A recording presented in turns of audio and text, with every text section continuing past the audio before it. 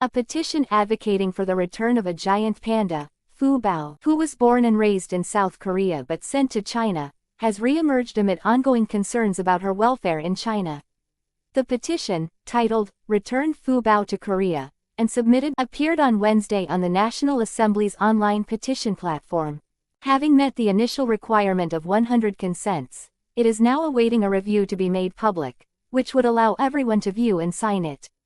Pubao, a female panda born in 2020 to a panda couple on loan from China, was sent to China in April according to the loan agreement between the two countries.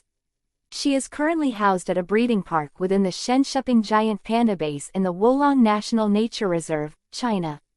This is the second petition regarding Pubao, Korea's first naturally bred panda, who has enjoyed immense popularity since her birth. Earlier in April, a Seoul resident suggested through the city government's petition platform that the capital pursue another loan agreement with China to house Pubao at the Seoul Grand Park. The city government responded by assuring that the panda would adapt well to the environment in China. However, many local fans remain deeply concerned about Pubao's well-being, with some suspecting possible maltreatment in China. Recently, unverified photos on social media showed dark spots around Pubao's neck, causing concern among local fans.